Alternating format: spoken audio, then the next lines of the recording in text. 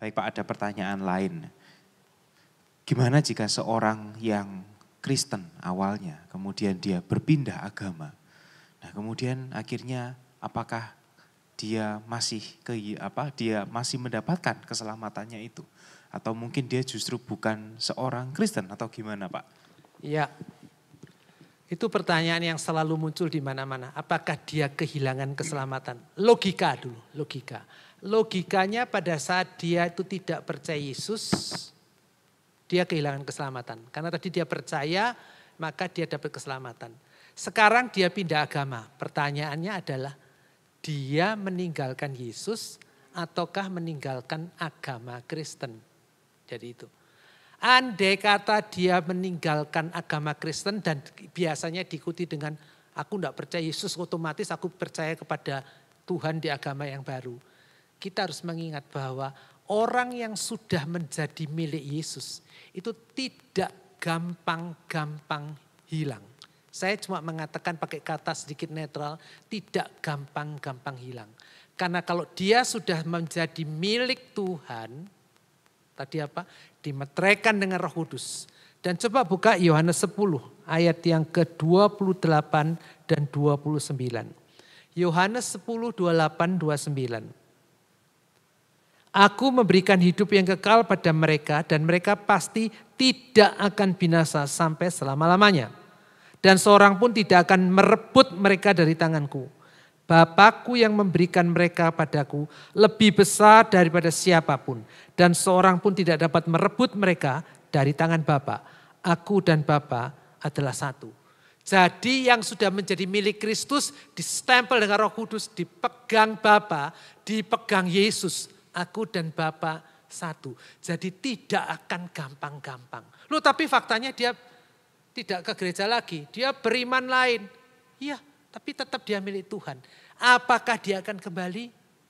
Hanya Tuhan yang tahu dengan dia. Tugas kita tidak usah menghakimi, tidak usah ribut, mencaci maki, mencerca.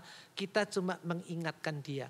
Tunjukkan kasih Kristiani. Supaya nanti pada satu waktu dia akan kembali. Itu urusan dengan Tuhan. Kita tidak tahu, tapi dia ada dalam genggaman Bapa, genggaman anak, genggaman Roh Kudus.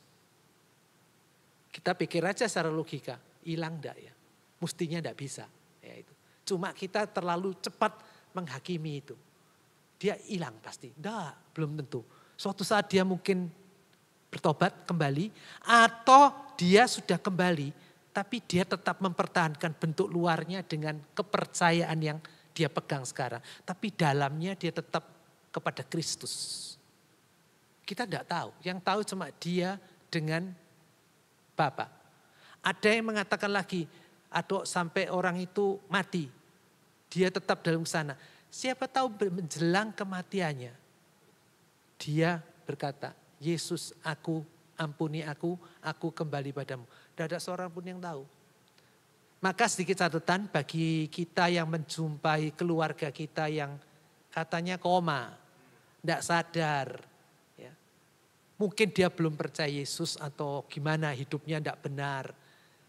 Terus jaga, dampingi, bisikkan di telinganya. Yesus mengasihi kamu. Oh sia-sia itu.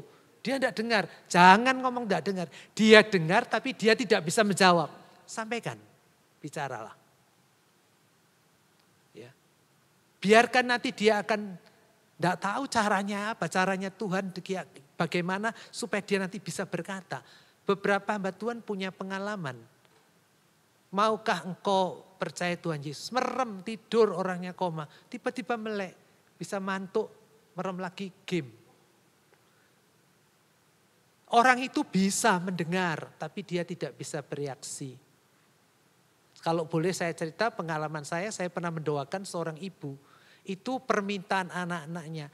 Mama ini kok tidak mati-mati. Dia menderita lama. Kenapa? Koma.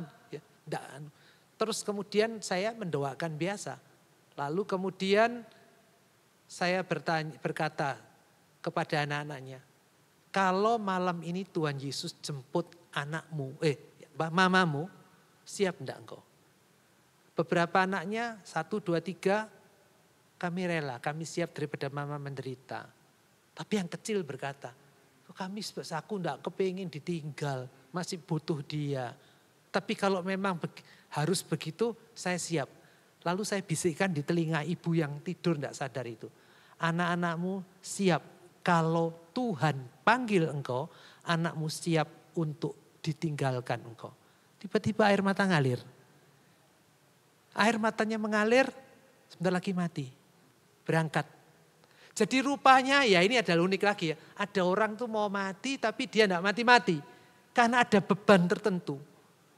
Ya. Tidak ada penjelasan secara psikologis, secara macam-macam, ada teorinya macam-macam. Tapi kita mesti sadar, dia bisa dengar. Tapi dia tidak bisa bicara. Jadi sampaikan Yesus kepada orang tua kita, nenek kita, kakek kita yang berkata sudah penting itu berbuat baik, tidak usah Kristen-Kristenan.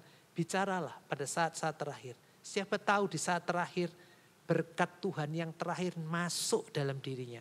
Juga untuk orang yang tadi katanya meninggalkan Kristus. Roh Kudus akan bicara mengingatkan dia kembali. Itulah kebesaran Tuhan ya. Di Yohanes 10 itu dalam tanganku, tangan Bapakku. Aku dan Bapa adalah satu. Jangan lupa tadi distempel, dimeteraikan dengan Roh Kudus di Efesus 1 ayat yang ke-13. Itu jawaban saya. Oke, baik. Terima kasih, Pak.